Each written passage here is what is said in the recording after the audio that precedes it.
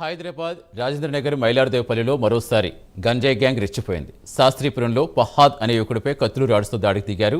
విచక్షణరహితంగా కత్తులతో పొడిచారు. దీంతో ఫహాద్ హాస్పిటల్లో హుటాహుటిన తరలించారు. యువకుడి పరిస్థితి విషమంగా ఉన్నట్టుగా తెలుస్తోంది. పాత కక్షల నేపథ్యంలో ఫహాద్పై గ్యాంగ్ దాడి చేస్తుంది. షాబాజ్తో పాటు మరో ముగ్గురు దాడి చేస్తారని బాధితులు పోలీసులు ఫిర్యాదు చేశారు. హత్యాయత్నం కింద కేసు నమోదు చేస్తారు.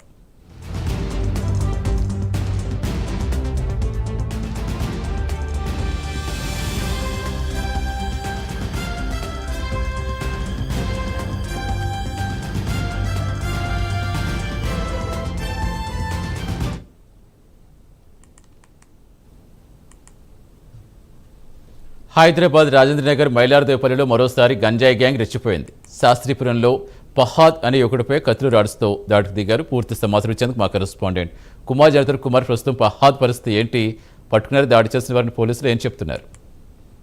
Thank you Satish. అయితే రాజేంద్ర నగర్ లోని మైలార్దేవపల్లిలో మరోసారి గంజాయి బ్యాచ్ రెచ్చిపోయిందని చెప్పొచ్చు. అయితే శాస్త్రీపురంలోని ఫహద్ అనే యువకుడిపై కత్తులు రాడ్స్ తో అయితే ఈ గంజాయి బ్యాచ్ దాడి చేసింది.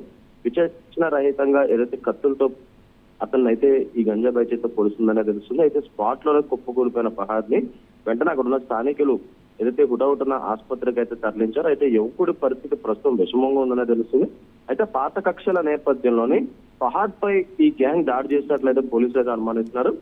షాన్వాజ్ అలాగే షాబాజ్ తో పాటు మరో ముగ్గురు దాడి చేసినట్లు కూడా ప్రస్తుతం తెలుస్తుంది. అయితే వీళ్ళ ముగ్గురుపై కూడా పోలీస్ స్టేషన్ లో ఇప్పటికే ఫిర్యాదు చేశారు. అయితే హత్యాయత్నం కింద ప్రస్తుతం పోలీసులు కూడా కేసు అయితే నమోదు చేశారు. ప్రస్తుతం ఈ కేసు దర్యాప్తు కూడా చేస్తున్నారు. అయితే నిందితులను కూడా పట్టుకునే ప్రయత్నాలు అయితే చేస్తున్నారు.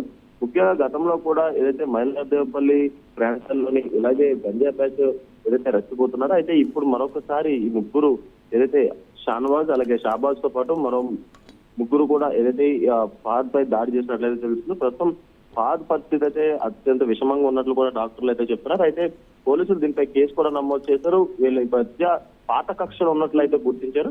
అయితే ఈ పాత కక్షల నేపథ్యంలోనే ఈ గంజా బ్యాచ్ ఫహాద్ పై రెచ్చిపోయినట్లయితే తెలుస్తుంది. అతనిపై కత్తులు రాడ్లతో అయితే ఒక్కసారిగా దాడి చేయడంతో కూడా ఫహాద్ అక్కడే కుప్పకూలిపోయి వెంటనే స్థానికులు అప్రమత్తమే ఇమీడియట్ గా పోలీసులు కూడా సమాచారం ఇచ్చారు. అలాగే ఫహాద్ ను కూడా వెంటనే ఆసుపత్రికి అయితే తరలించి ప్రస్తుతం ఫహాద్ కి అయితే చికిత్స అయితే అందిస్తున్నారు. అయితే మిగతా ముగ్గురును కూడా పట్టుకునేందుకు కూడా పోలీసులు ప్రత్యేక బృందాలను ఏర్పాటు చేశారు.